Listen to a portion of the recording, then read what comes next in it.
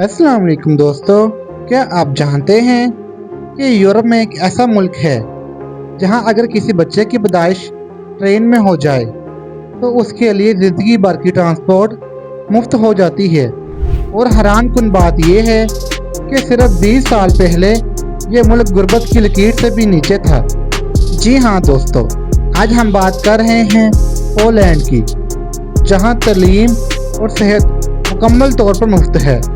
आज की वीडियो में हम आपको बताएंगे कि पाकिस्तानी यहाँ कितना पैसा कमा रहे हैं, और सबसे अहम बात, यहूदी यरूशलेम के बाद सबसे ज़्यादा पोलैंड क्यों आते हैं।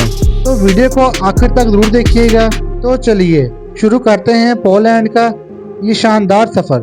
दोस्तों, पोलैंड का ऑफिशियल नाम रिपब्लिक ऑफ पोलैंड है। ये मुल्क वस्ती यूरोप में वाक़या है और इसकी कुल आबादी तकरीबन 4 करोड़ के करीब है, जो आबादी के लिहाज से दुनिया में 37वें नंबर पर आता है। पोलैंड का कुल रकबा 3,12,257 मरबा किलोमीटर है, जो रकबे के लिहाज से दुनिया के 71वें नंबर पर आता है। इस मुल्क के बॉर्डर्स बहुत अहम हैं। मगरिब में जर्मनी, जनूब में चेक रिपब्लिक, मशरिक में यूक्रेन और बेलारूस, और शुमाल मशरिक में लिथुआनिया है। शुमाल की तरफ बाल्टिक सी की 500 किलोमीटर से ज़्यादा साहली पट्टी वाक़या है। पोलैंड के 60% लोग शहरों में रहते हैं, जबकि 40% दहाई इलाकों में आबाद हैं। पोलैंड की ऑफिशियल ज़बान पोलिश है, जो सार्वत्रिक ज़बानों में से एक है। ये ज़बान बोलने में तो आसान है, लेकिन पढ़ने और लिखने में बहुत मुश्किल है। दोस्तों, पोलैंड का दारुलहुकूमत विक्सा सिटी है, जो एक बहुत खूबसूरत शहर है। यहाँ टूरिस्ट सबसे ज़्यादा आते हैं। लेकिन क्या आप जानते हैं कि दूसरी जंग अज़ीम में ये शहर मुकम्मल तौर पर तबाह हो गया था, लेकिन जंग के बाद पोलैंड की हुकूमत ने इस शहर को दोबारा तमीर किया। और हैरत अंगेज बात यह है कि इन्होंने पुरानी तस्वीरों और नक्शों की मदद से हर इमारत को बिल्कुल उसी तरह बनाया जैसे वो पहले थी। दोस्तों, पोलैंड ने आज़ादी हासिल करने के लिए 40 से ज़्यादा जंगें लड़ी। इस मुल्क के बहुत से लोग मारे गए। एक रिपोर्ट के मुताबिक 30% से भी ज़्यादा आबादी दूसरी जंग अज़ीम में शहीद हुई।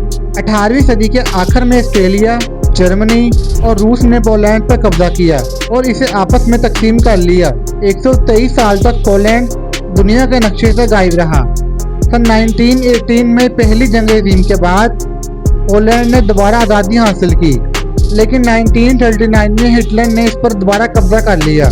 दोस्तों, 1939 से पहले तक सबसे ज़्यादा यहूदी पोलैंड में रहते थे। यहूदी आज भी यरूशलेम के बाद सबसे ज़्यादा पोलैंड में आते हैं। आज पोलैंड दुनिया के अमीर तरीन ममालिक में आता है।